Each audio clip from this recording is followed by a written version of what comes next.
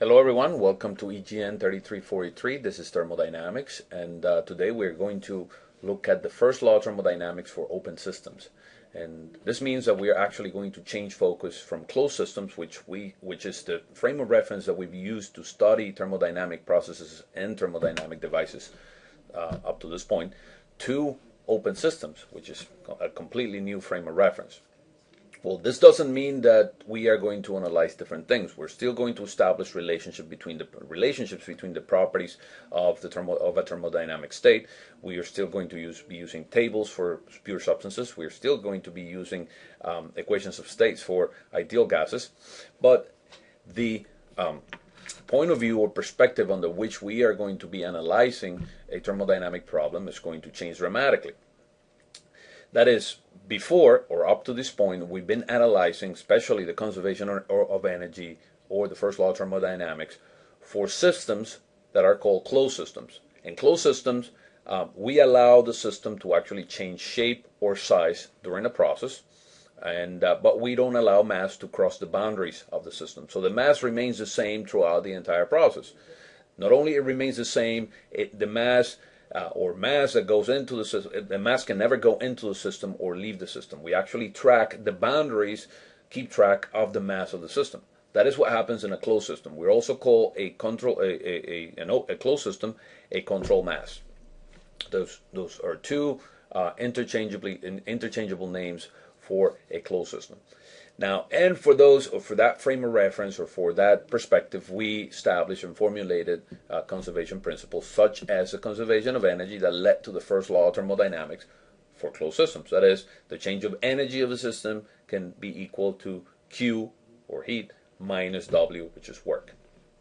So we have two types of processes that can be applied to a system: heat or work, or the combination of the two. Now, in an open system, we are going to analyze things from a completely different perspective. We first are going to allow mass to cross the boundaries. But in doing so, we are going to prevent the system from changing shape or size. We are going to eliminate the possibility for the system to expand or contract or to actually change shape.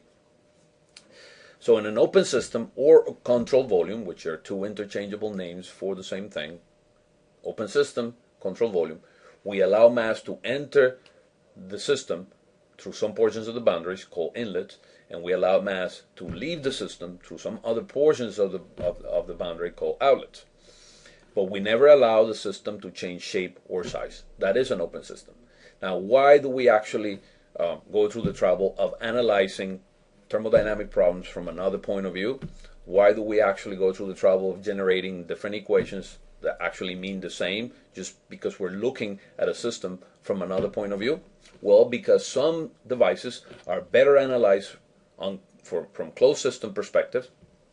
Let's say, for example, tanks or cavities or piston cylinder assemblies, for example, piston cylinder devices. These are devices that are easier to analyze from a closed system point of view because we know where the mass is and we can actually keep track of the mass throughout the duration of the process.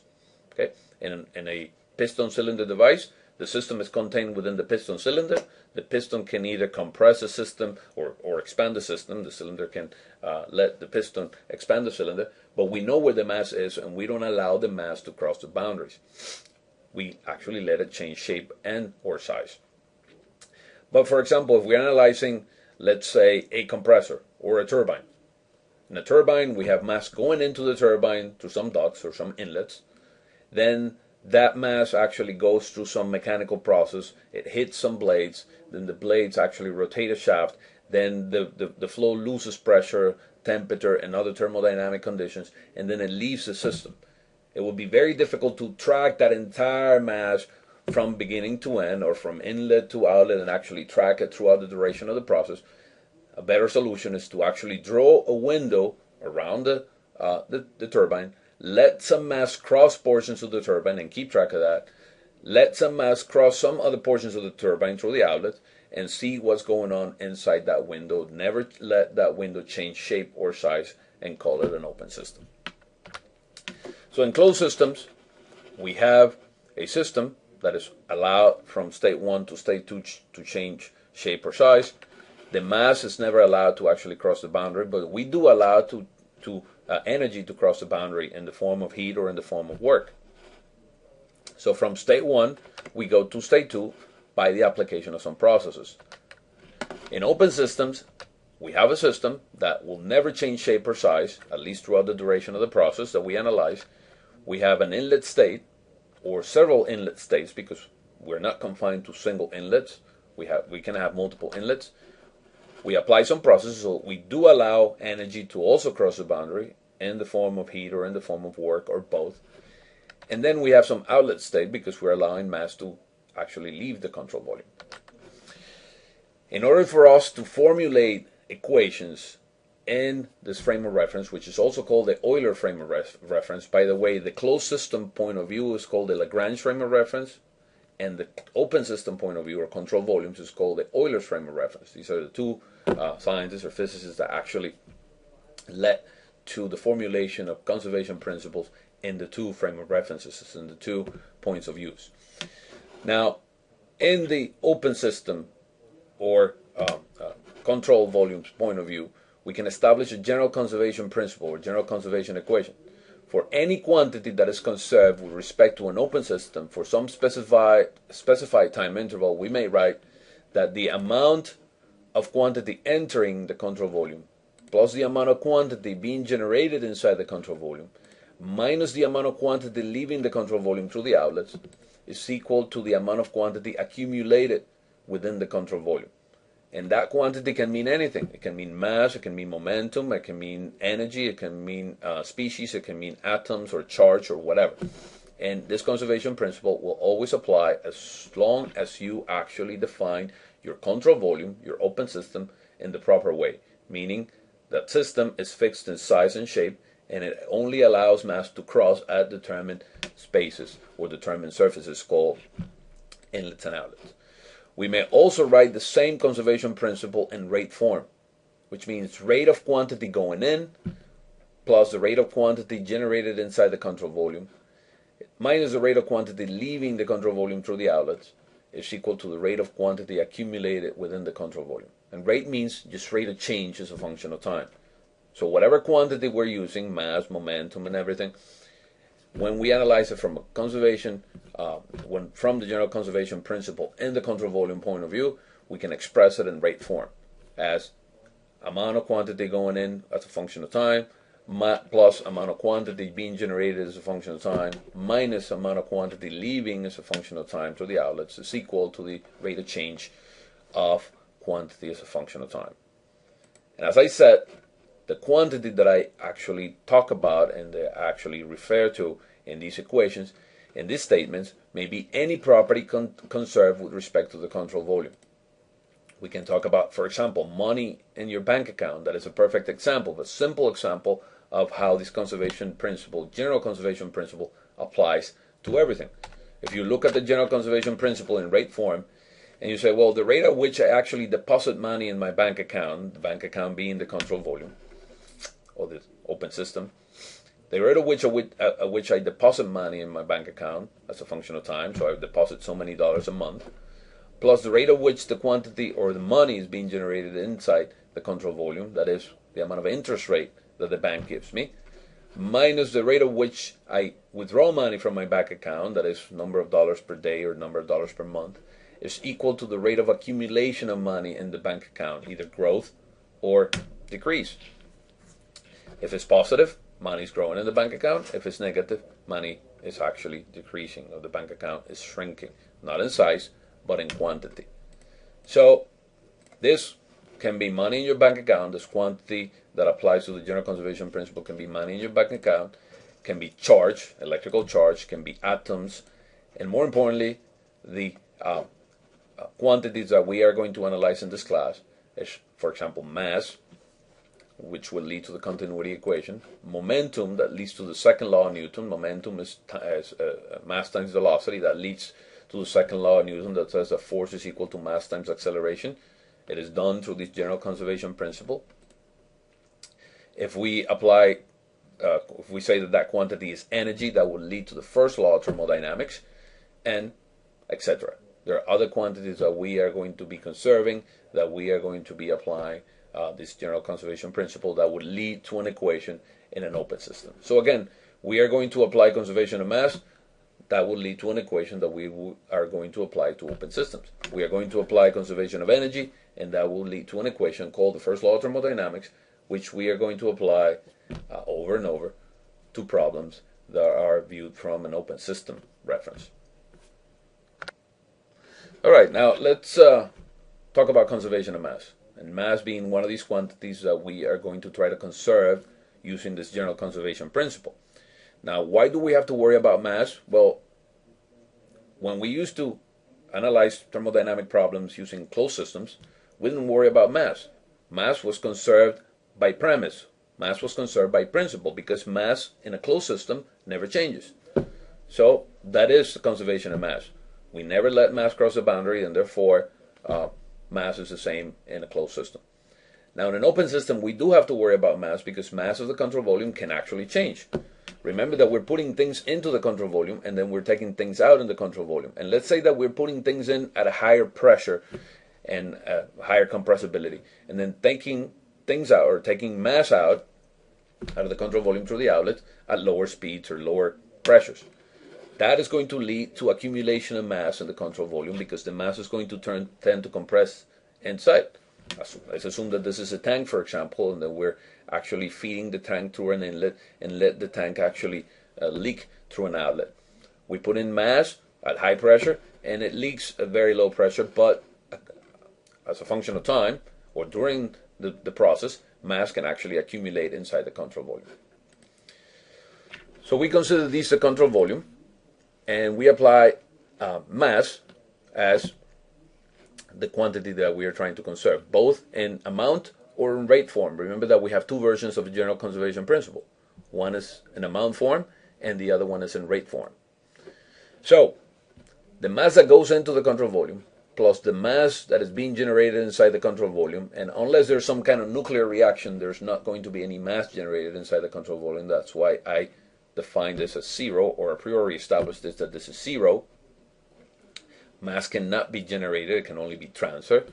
So unless there's a nuclear reaction, the mass generated is equal to zero. Minus the mass leaving through the outlet is equal to the change of mass inside the control volume, the accumulation of mass inside the control volume. In rate form, slightly different.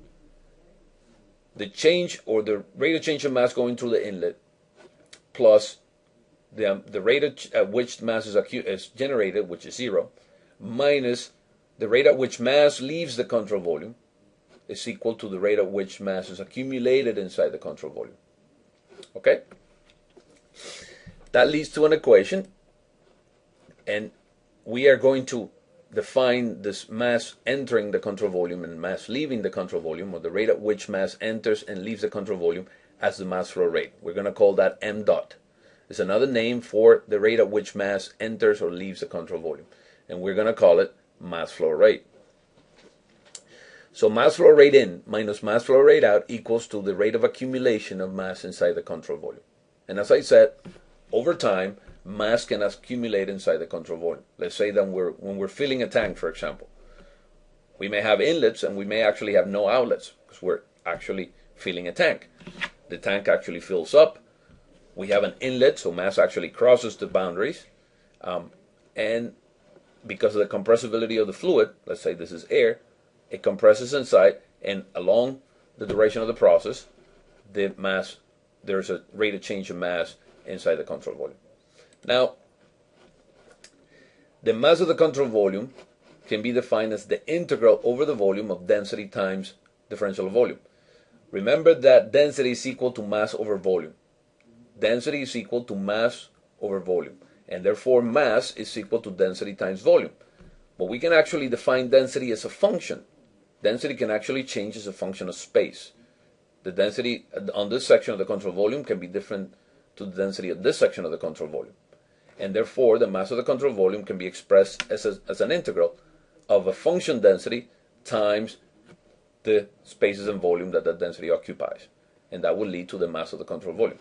So the rate of change of mass in the control volume as a function of time is equal to the rate of change as a function of time of the integral of density and volume, which leads to mass.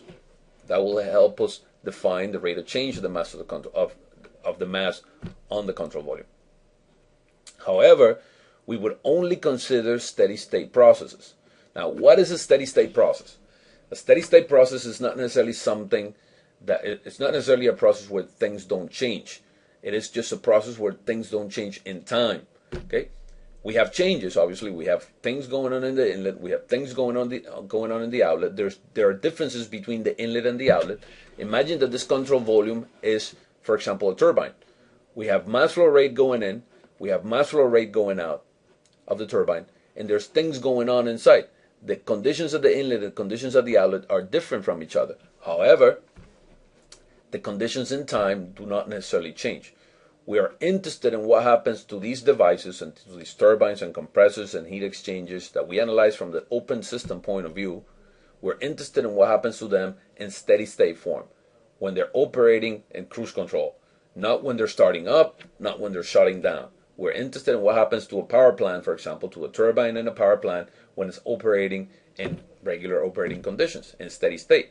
If we take a picture of the control volume now, we see that there are some inlet conditions that are different from the outlet conditions, and there's something inside the control volume, some mechanical conditions and some mechanical processes occurring inside the control volume that actually allow the transfer of energy from maybe heat to work or vice versa. But if we take a picture of this control volume an hour later, we'll see exactly the same conditions. Inlet conditions an hour later are the same inlet conditions an hour before. Outlet conditions are the same outlet conditions an hour before, and whatever is inside the control volume is the same. We call this a steady state process. And in a steady state process, all this rate of change of any quantity with respect to the control volume that's on the right hand side of the general conservation principle vanishes. So we don't have to worry about the dm dt or the energy dt or the momentum dt. Nothing changes as a function of time, and therefore we cancel them out. And in this class, as I said, we are not going to be analyzing things that change in time. Things remain the same in time, but there's a process going on throughout a given time. So dm dt is equal to 0. Now, let's look at the mass crossing the control volumes, which are the ones that we are going to be concerned about, or the quantities. In this case, the quantity is the mass. Later on, we'll look at energy. Mass entering the control volume and mass leaving the control volume. How do we define mass flow rate? Mass flow rate is the integral across the area, not across the volume. It's across the area through which it enters or leaves, density, velocity, area. Now, why is this mass flow rate? Well, velocity times area is volumetric flow rate. It's volume divided by time. Remember that velocity is meters over second, area is meter square, and when we multiply velocity times area, we get meter cubes per second, or cubic feet per second, depending on whatever units you're using. Now, that is volumetric flow rate. When you multiply volumetric flow rate times density, remember density is mass over volume. Volumes cancel out, and you end up with kilograms over second, or mass over time. So this is a form, or this is a formula for calculating the amount of mass crossing a section that enters or leaves a control volume, an inlet or an outlet. Now we are going to assume, this is a complicated integral, but we are going to assume that density and velocity are uniform across that inlet cross-section or across that outlet cross-section. They're the same.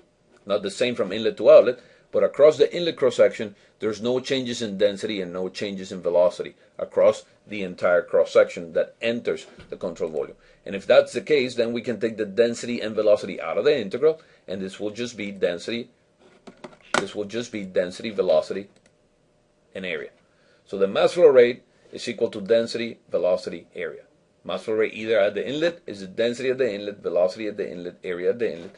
And the mass flow rate at the outlet is the density at the outlet, velocity at the outlet, area at the outlet. Now, it is better for us to express this in terms of the specific volume.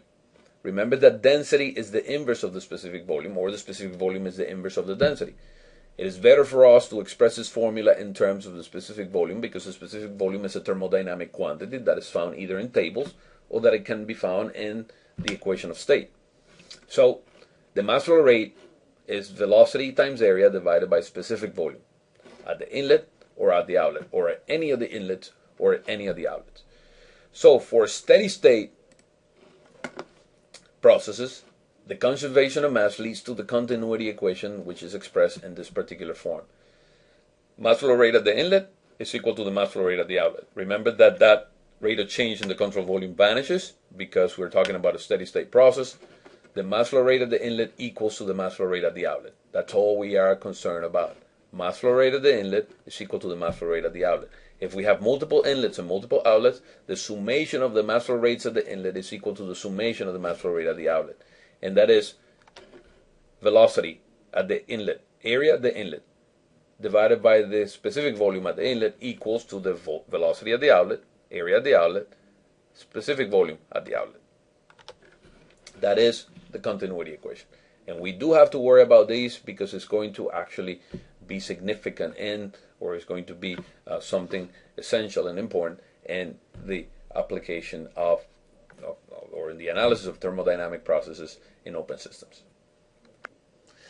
So now let's solve an example in which we are going to apply this conservation of mass principle or continuity equation. Now I'm saying that there's steam, which is water vapor. It's another name for water vapor. And remember, we are going to be using the same relationships between thermodynamic properties for substances and ideal gases that we've learned at the beginning of the class. Tables for substances and equations of state for ideal gases. So we have steam entering a steady flow device. Now I'm telling you that this is steady state, for from now on you're always going to make that assumption even if I don't tell you so. Even if I don't tell you that the device is steady state, you're going to assume that there's no accumulation. There's no rate of change of properties inside the control volume. So there's steam entering at 160 bar and 560 Celsius with a velocity of 80 meters per second through some inlet. And then we have an outlet through which it exits as saturated vapor. So with G conditions, so we have energy G, volume G, so on and so forth, at 2 bar. So this is a pressure reducing device. It might be a turbine, for example. It might be a throttle. It might be maybe a nozzle.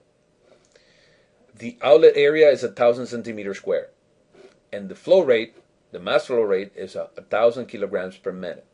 We are to determine the inlet area in centimeters square and the outlet velocity in meters per second. So this is what we have.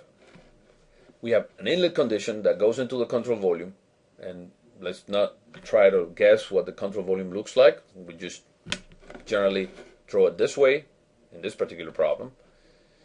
We have steam at a pressure of 160 bar and a temperature of 560, so we have to determine whether this is saturated or whether this is overheated or compressed liquid. We got to check for the saturation temperature or the evaporation temperature at 160 bar and see whether these 560 is higher than that or lower than that. And this stream of steam enters at 80 meters per second. And there's 1,000 kilograms per minute of mass flow rate entering and leaving. Remember, we're talking about a steady device. So this mass flow rate is the same at the inlet than what it is at the outlet. At the outlet, we have saturated vapor. So quality equals to 1 at the outlet.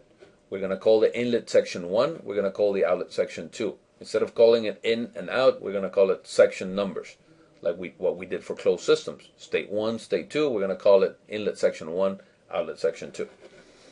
The pressure at the outlet is 2 bar, and the area, the cross-section area at the outlet is 1,000 centimeters square. We are to determine the inlet area, which obviously we don't have, and the outlet velocity, which obviously we don't have. Let's look at the tables to begin with.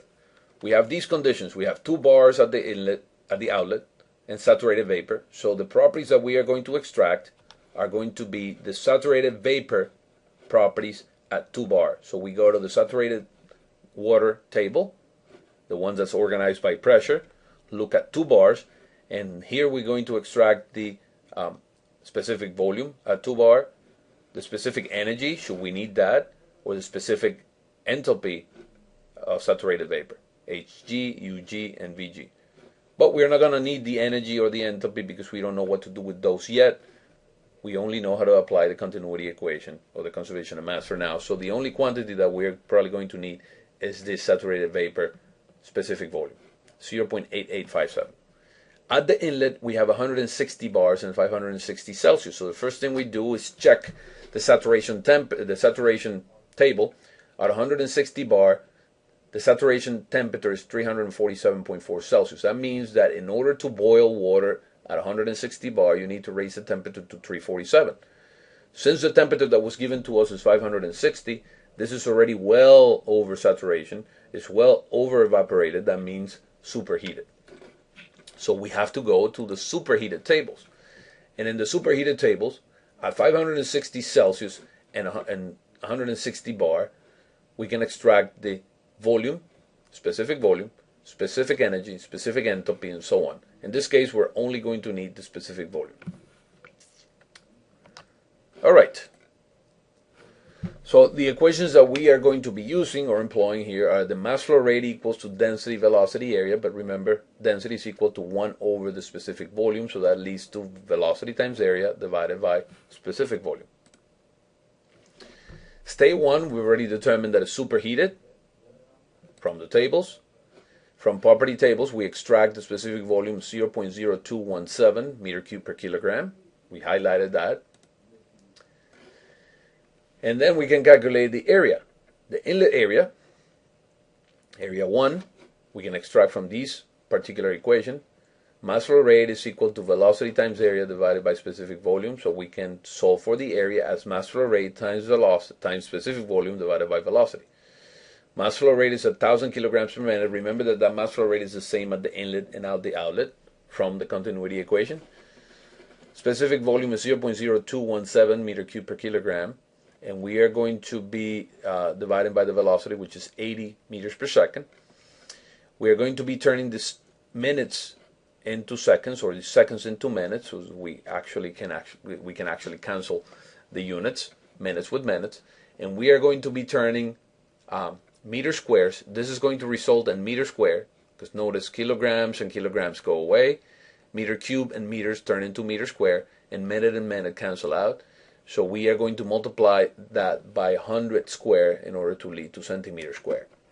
And the result of this operation is 45.2 centimeters square. That is the area at the inlet. We have an area of 45.2 centimeters square at the inlet, and we have an area of 1,000 centimeters squares at the outlet. So that's question 1. Question 2 is finding the outlet velocity. And in order to do so, we're going to use the same equation. Mass flow rate is equal to velocity area divided by specific volume. State 2, which is the outlet, we call it state, but it's actually an outlet state. We get it from the table. It is the saturated vapor specific volume at 2 bar. We already highlighted that in the table as 0.885 meter cube per kilogram. We use the same equation. Velocity at the outlet is equal to mass flow rate times specific volume divided by area 2. Mass flow rate is the same at the inlet and at the outlet because of the continuity equation. 1,000 kilograms per minute. Specific volume is 0.8857 meter cube per kilogram. Area at the outlet is 1,000 centimeters square, and we do exactly the same conversion. We turn this minutes into seconds so that we actually can find the velocity in meters per second. And we are going to be turning the centimeter squares to meter square. That's why we multiply on the numerator by 100 square, so that the centimeter square and the centimeter square go away, and we end up with meter squares in the denominator, and those will actually go with this meter cube, and we'll end up with meters in the numerator and seconds in the denominator. So that leads to 147.6 meters per second. So we have steam going in at 80 meters per second through a 45 centimeter square inlet, and then leaving at 147.6 meters per second at a much bigger outlet of 1,000 centimeters square. And this was through the application of the continuity equation for open systems, or basically the conservation of mass for open systems called or named continuity equation. So let's change our focus now to conserving energy. We are going to apply the same general conservation principle, but now we're going to replace quantity with energy. The quantity we're going to conserve in the control volume is energy, or the rate at which it changes is the rate of change of energy. So now energy can actually enter and leave the control volume through mass flow rate. So the mass flow rate entering or leaving the control volume can carry energy with it. And we can actually change the energy in the control volume by applying heat in or taking heat out, releasing energy in the form of heat, or by applying work on the system, or by letting the system do work. Now, the work that the system performs is not going to be related to expansion or contraction like it was in the closed systems. Remember, in open systems, the system is not allowed to change shape or size. So this work is going to be seen from a completely different point of view, from a completely different perspective. The work done on the control volume or the work done by the control volume is going to be completely different. Now, energy can enter or cross the control volume in the form of heat or in the form of work, and it can leave the control volume in the form of heat or in the form of work by the control volume. It can also be carried in through the inlet by mass flow rate. It can also be carried out by mass flow rate through the outlets. So this is completely independent from the conservation of mass. We've already established conservation of mass. We're now trying to establish a different formula, a different equation called conservation of energy, or that is done through the conservation of energy. So in general, we have, remember, amount going in, rate of amount of quantity going in, rate of quantity going in, plus rate of quantity being generated minus rate of quantity leaving the control volume is equal to the rate of change of that quantity being accumulated in the control volume. Now the quantity is energy. So the energy that can cross or enter the control volume is heat in, heat rate. Notice that we're saying that this is Q dot. The rate of heat going in plus the rate of work done on the control volume plus the summation throughout the inlets of the mass flow rate through the inlet times the specific energy through the inlet plus the amount of energy being generated inside the control volume. So unless there's some kind of chemical or nuclear reaction inside the control volume, we are going to say that the amount of energy generated inside the control volume is equal to 0. Minus the stuff leaving the control volume. In this case, the stuff is energy in the form of heat, in the form of work by the system, minus the summation of all the mass flow rates going out times the specific energies going out equals the rate at which energy is accumulated inside the control volume. Now, as I said, work is going to be slightly different now in open systems than what it was in closed systems. In closed systems, we established that work was either expansion or contraction. When the system didn't change size, the work was 0. Now, how can we establish or quantify work in an open system given the fact that the system is not changing size? There's no expansion or contraction. Now, there's going to be two types of work. One work is the one done on the boundaries by the mass flow rate entering or leaving through the inlets and the outlets. And the other one is going to be through an external source, either through a shaft that is put into the control volume and then it actually mixes the things inside the control volume, or by a shaft that is placed into the control volume that is allowed to rotate given the change of quantities inside the control volume. Like, for example, if this were a turbine, the fluid itself is actually making some blades rotate that are connected to a shaft, and that shaft crosses the control volume. So that's an external device, a shaft. So one form of work that must always be present when mass crosses the boundary is the boundary work of the mass entering or leaving the control volume. So that mass entering or leaving imposes some amount of work. We will divide the work into two classes. The two classes are boundary and shaft work. So the work that is either done on the control volume or by the control volume is done on the boundary, entering or leaving the control volume, plus any shaft that is present inside the control volume that is either doing work on the system or by the system. So the boundary work by the mass crossing the boundary, either at the inlets or at the outlets, it may be demonstrated that that work on the boundary is pressure times volume. And remember that absolute volume is mass times specific volume. So it is the mass times the pressure times the specific volume. Or you can see it in rate form. The work done on the boundaries is the pressure times the volumetric flow rate. Remember that the volumetric flow rate is the mass flow rate times the specific volume. So the work done on the boundaries, either at the inlet or at the outlet, or both, is equal to the mass flow rate crossing that boundary times the pressure at that inlet or outlet times the specific volume at that inlet or outlet. So now we can replace the work at the boundary with this quantity. Therefore, the total work on the control volume, either on or by the control volume, is the work on the shaft. And notice that we're talking about work rate, and that is actually power. Work as a function of time is power. So the work either on or by the control volume is the work on a shaft, either done on or by the control volume, plus the mass flow rates at the inlets and outlets times the pressures at the inlets and outlets times the specific volumes at the inlets or outlets, where these is the boundary work. So we are going to place this back into the conservation of energy equation. And since we've actually divided or decomposed this work into shaft, we are going to change it to shaft plus boundary, and this is the boundary work. So the work done on the system is shaft work plus boundary work, and here it is: mass flow rate at the inlet, pressure at the inlet, specific volume at the inlet. And the work done by the system is the work on the shaft plus the boundary work, which would actually include it inside the summation of mass flow rate times pressure times specific volume. Now furthermore, and that equals the rate of change of energy in the control volume, which will cancel, because we said that we are not going to worry about non-steady state processes. We're only going to worry about steady state processes in this class. So all these derivatives with respect to time are going to be canceled out, and we are going to end up with equations that either in rate form or in amount form are going to be steady.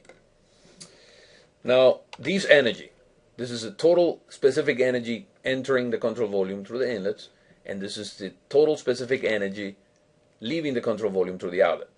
And what is that? Well, energy is a summation of internal energy, which is configuration, molecular configuration, which we know where to find in tables or through constitutive relationships in ideal gases, kinetic energy and potential energy, plus other forms of energy that we're going to completely neglect in this analysis. So remember that we have, in addition to that, we have these pressure times volume, pressures times specific volume terms inside these parentheses. So this energy is going to be U plus kinetic energy plus potential energy, and now we have pressure times volume.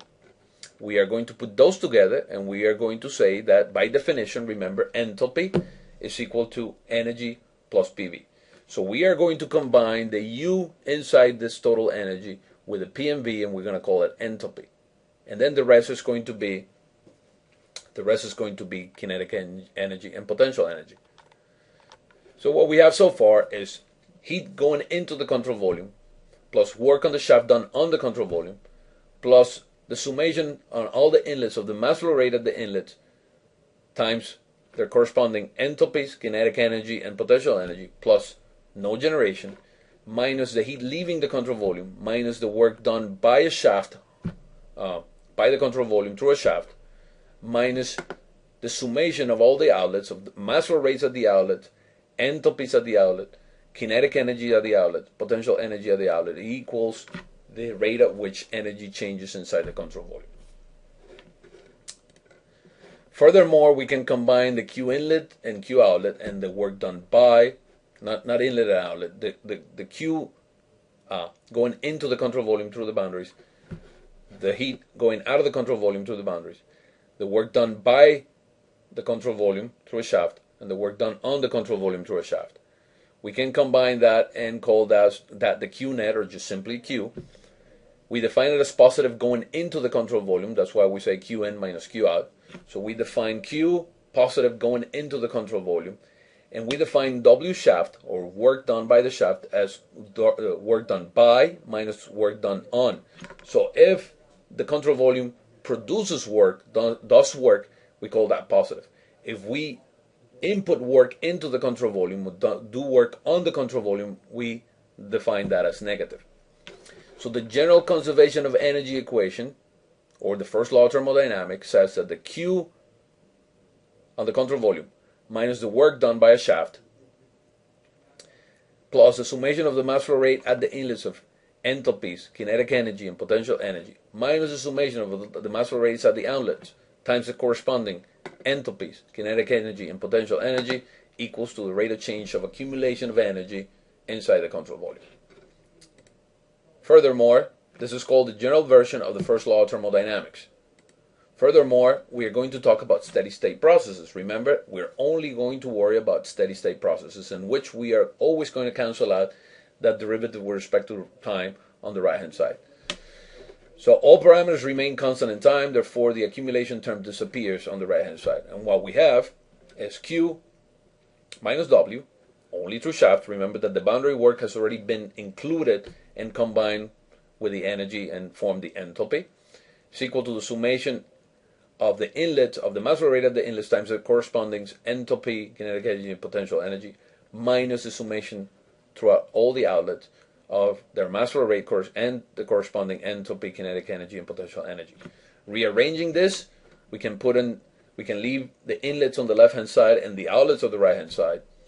Heat, we remember positive in, negative out, plus the summation of all the inlets, energies at the inlets, the form of enthalpy, kinetic energy, and potential energy, is equal to the work done on the shaft. Remember, work by is positive, work on the system is negative, plus the summation throughout all the outlets of enthalpies, kinetic energy, and potential energy multiplying their corresponding mass flow rates. Now, in the special circumstances where we have a single inlet and a single outlet, which will be the majority of the cases, we can actually, by continuity, because of the continuity equation, the mass flow rate at the inlet is equal to the mass flow rate at the outlet. And there's no summation because there's a single inlet and a single outlet. So we have a common term called mass flow rate at the inlet and mass flow rate at the outlet. And if that's the case, we can divide the entire equation by mass flow rate, and we can say that Q divided by mass flow rate plus the enthalpy at the inlet plus kinetic energy at the inlet plus potential energy at the inlet is equal to the work on the shaft divided by the mass flow rate plus enthalpy at the outlet, kinetic energy at the outlet, plus potential energy at the outlet. Furthermore, we can define lowercase q, or specific heat, as heat rate divided by mass flow rate, and we can define specific work on the shaft as work rate at the shaft divided by mass flow rate. And if that's the case, the first law of thermo for steady-state processes with a single inlet and a single outlet can be actually conceived and reduced to the simple form. Q minus W in specific form, that's kilojoules per kilogram, is equal to the change of enthalpy between inlet and outlet, that is outlet minus inlet. Delta H1 to 2 is H2 minus H1, that's outlet minus inlet, plus the change of kinetic energy between inlet and outlet, that's outlet kinetic energy minus inlet kinetic energy, plus the change of potential energy between inlet and outlet, that is potential energy at the outlet minus potential energy at the inlet. This is a very useful form of the first law of thermo, since we frequently encounter situations which meet these conditions. We're always going to analyze steady-state processes, and we're more than often going to analyze processes in which there are a single inlet and a single outlet. So this equation right here applies. Notice that what we've done simply is divide by the common mass flow rate that exists at the inlet and at the outlet, because we don't have multiple inlets and we don't have multiple outlets. So this is the first law of thermo. You can always express this in general form as this one. This is a steady-state first law of thermodynamics for multiple inlets and multiple outlets. But when you have a single inlet and single outlet, this is the first law of thermodynamics. So we will use this equation, and we are going to analyze several devices, several types of devices under these principles, and we are going to establish both conservation of mass through the continuity equation and conservation of energy through the first law of thermodynamics for the analysis of those devices. So thank you very much for your attention, and I'll see you next class.